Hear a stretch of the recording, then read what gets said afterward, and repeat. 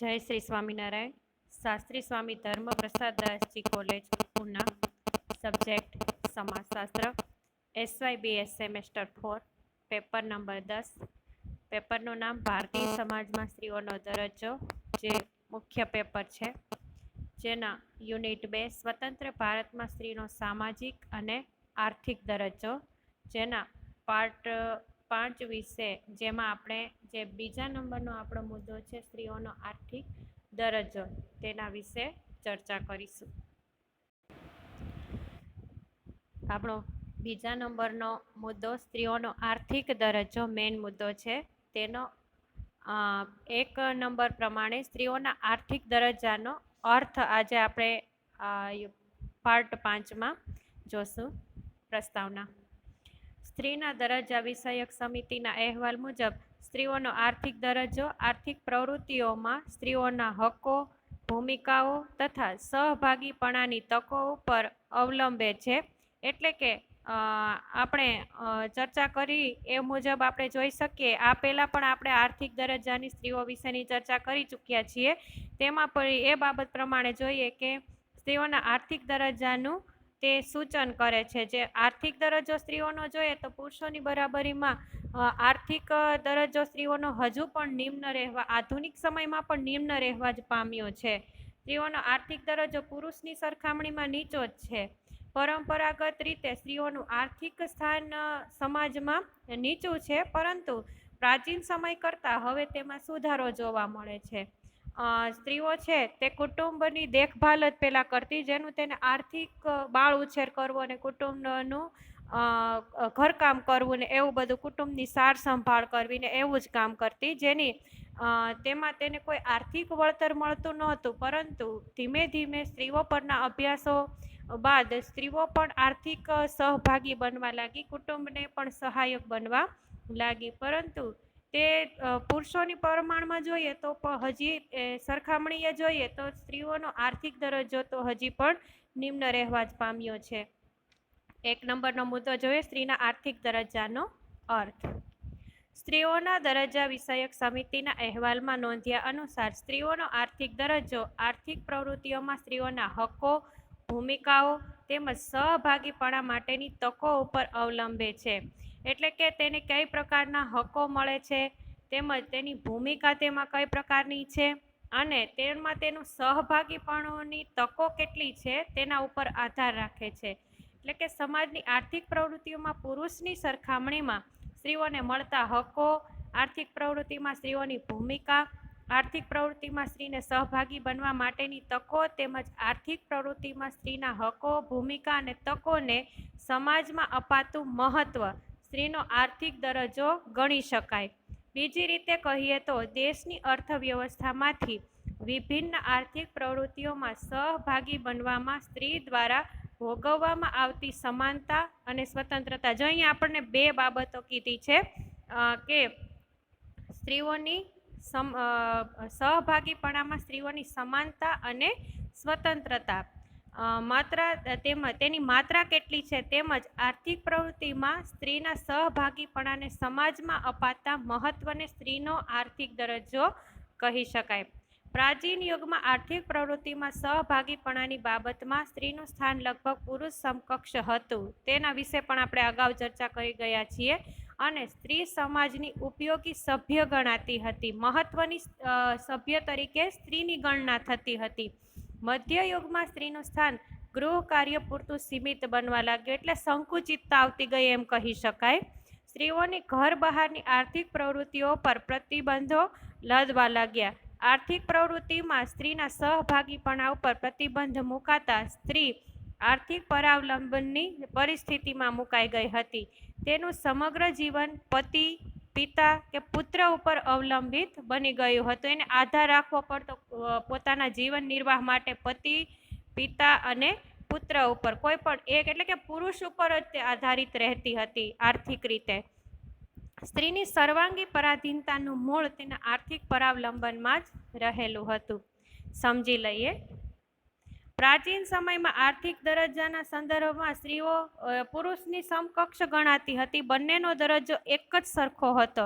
પરંતુ મધ્યયુગ આવતા એમાં પરિવર્તન આવી ગયું, બદલાવ અનુભવાણો. સ્ત્રીઓની જવાબદારી માત્ર ગૃહિણી તરીકે જ સીમિત રહી ગઈ. ઘરકામ કરવું, બાળ ઉછેર કરવા, એવું જ ઘરની ચાર દિવાલોની અંદર જ રહેવું એવું થઈ ગયું. અને એ જે કંઈ પણ કામ કરતી, ઘરકામ કરતી કે બાળ ઉછેર કરતી કે જે કંઈ પણ પ્રવૃત્તિ કરતી, તેનું તેને કોઈ પણ પ્રકારનું આર્થિક વળતર અપાતું ન હતું. સ્ત્રીઓની આર્થિક પ્રવૃત્તિ બંધ થઈ જવાથી તે પરાવલંબી બની ગઈ હતી, બીજા ઉપર આધાર રાખનારી. કોના ઉપર? તો કે તેના પિતા ઉપર, અથવા તો તેના પતિ ઉપર, અથવા તો તેના પુત્ર ઉપર આર્થિક રીતે તેને આધાર રાખવો પડતો હતો. ધીરે ધીરે સ્ત્રીઓ આર્થિક દરજ્જો સુધરતો ગયો. આધુનિક વ્યવસાયિક અત્યારે જોઈએ તો સ્ત્રીઓ નોકરી કરતી થઈ છે, તેમજ આર્થિક પ્રવૃત્તિ કરતી થઈ છે. જે આપણે આર્થિક દ્રષ્ટિએ જોઈએ તો સ્ત્રીઓની સ્થિતિ છે તે હવે ઘણે બધે અંશે સુધરતી જાય છે, અને આર્થિક પ્રવૃત્તિમાં સ્ત્રીઓ સ્વતંત્રતા અને સમાનતા હવે ભોગવવા લાગી છે. એના મુદ્દાઓ પેટા પડે છે, તેના વિશે ચર્ચા કરીએ તો પહેલું છે માનવ હકો અને સામાજિક ન્યાયની દ્રષ્ટિએ સ્ત્રીઓની આર્થિક પ્રવૃત્તિ. સ્ત્રીનું આર્થિક રીતે પરાવલંબી તથા સમાજમાં પુરુષો અને સ્ત્રીઓની ભૂમિકાઓના તફાવતોનું પરિણામ છે. સ્ત્રી પુરુષની ભૂમિકા અંગેનો ભેદભાવ સ્ત્રીઓના શોષણ તરફ દોરી જાય છે.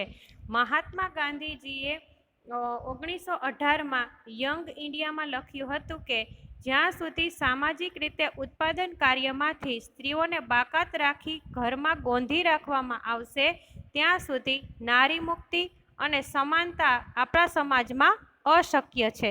આજે સ્ત્રીઓનું કાર્ય બાળ જન્મ, બાળ ઉછેર, પતિ સેવા અને ઘરનું ગધ્ધા-વૈતરું કરવાનું છે. સ્ત્રીને ઘરકામ કરનારી ચાકરડી ગણવામાં આવે છે. સ્ત્રી જ્યારે ઘર બહાર સવેતન મજૂરી કરે છે, ત્યાં તેનું કામ પુરુષ કરતાં વધુ સખત હોવા છતાં તેને ઓછું, પુરુષની બરાબરીમાં તેને વેતન પણ ઓછું ચૂકવવામાં આવે છે. ગાંધીજીના આ વિધાનમાં 21મી સદીના બીજા દાયકામાં અંતિમ વર્ષોમાં સ્ત્રીઓની પરાવલંબી સ્થિતિ, પરાધીનતા વાળો તેનો જે હોદ્દો, દરજ્જો અને અસમાનતા, પુરુષની બરાબરીમાં સ્ત્રીઓને જે અસમાનતા હતી, તે આ બધી જ બાબતો છે તે તેનો દરજ્જો નીચો હોવાનું સૂચવે છે. સમજી લઈએ. અહીંયા સ્ત્રીના દરજ્જા વિષયક સમિતિના અહેવાલ મુજબ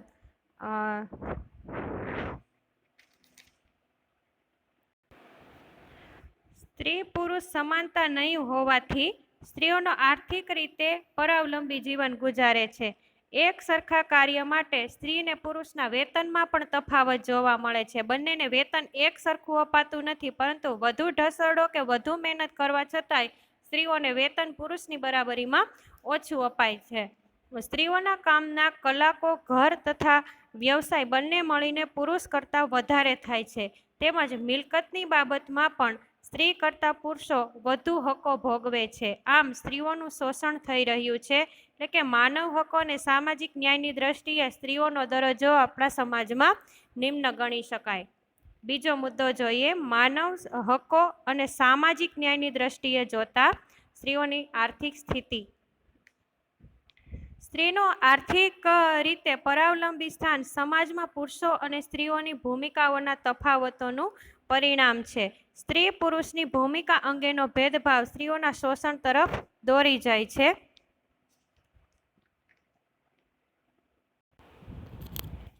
એવું આપણને પહેલા મુદ્દા પ્રમાણે સ્પષ્ટ રીતે જોઈ શકીએ.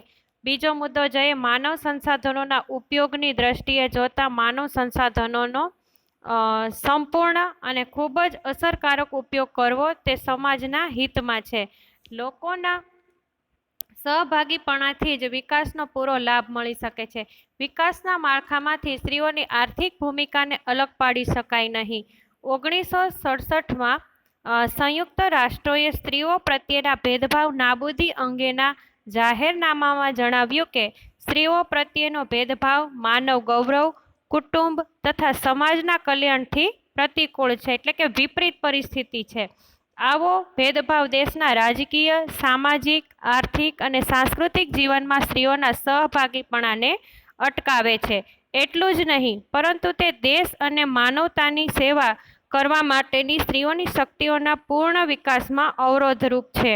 વિભિન્ન આર્થિક પ્રવૃત્તિ વચ્ચે યોગ્ય સમતુલા જાળવવા માટે પુરુષો અને સ્ત્રીઓની સહભાગી બનવા માટે સમાન તરીકે પસંદગી સ્વાતંત્ર્ય હોવું જોઈએ. સ્ત્રીઓ અને દેશના વિકાસ માટે સ્ત્રીઓની સમાન આર્થિક સહભાગીપણું ઇચ્છનીય અને આવકાર્ય છે. સમજી લઈએ. માનવ સંસાધનોનો સંપૂર્ણ અને અસરકારક ઉપયોગ કરવો જોઈએ. સર્વે મળીને જે વિકાસ કરી શકે તેમાં સ્ત્રીઓની ભૂમિકાનો પણ સમાવેશ થવો જોઈએ. 1967માં સંયુક્ત રાષ્ટ્રે સ્ત્રીઓ પ્રત્યેના ભેદભાવ નાબૂદી અંગેના જાહેરનામામાં સ્પષ્ટપણે જણાવ્યું છે કે સ્ત્રીઓ પ્રત્યે જો આપણો સમાજ ભેદભાવ રાખશે તો આપણો સમાજ ક્યારેય પણ પ્રગતિ કરી શકશે નહીં, વિકાસ કરી શકશે નહીં. એ ચોક્કસ માનવું પડે. સ્ત્રીઓ પ્રત્યેનો ભેદભાવ માનવ ગૌરવને હનન કરતો છે. કુટુંબ તથા સમાજના કલ્યાણથી તે પ્રતિકૂળ છે. કુટુંબ અને સમાજનો કલ્યાણ તેનાથી થશે નહીં. આવો ભેદભાવ સ્ત્રીઓ રાજકીય, સામાજિક, આર્થિક, સાંસ્કૃતિક એમ દરેક ક્ષેત્રમાં સહભાગી થવામાં અટકાવે છે. જુદા જુદા પ્રકારની આર્થિક પ્રવૃત્તિઓ વચ્ચે યોગ્ય સમતુલા સ્થપાય તે માટે સ્ત્રી પુરુષ બંને વ્યવસાય પસંદગીનું સ્વાતંત્ર્ય હોવું જોઈએ. સ્ત્રીઓને પણ અધિકાર મળવો જોઈએ યોગ્ય વ્યવસાયની પસંદગીનો. આમ આપણે અર્થ જોયો તેના ઉપરથી આપણે જાણી શકીએ કે દેશનો જો આપણે સંપૂર્ણ વિકાસ કરવો હશે તો તેના માટે આપણે સ્ત્રીઓની અવગણના મૂકવી પડશે. સ્ત્રીઓનું સમાન આર્થિક સહભાગીપણું જરૂરી છે અને પરંપરાગત આપણી જે માન્યતાઓ છે કે સ્ત્રીઓને ઘરની અંદર જ રહેવું જોઈએ, ઘરકામ ને બાળ ઉછેર જ કરવા જોઈએ, આપણી માનસિકતા આવી જે છે વૈચારિક એ બદલવી જરૂરી છે.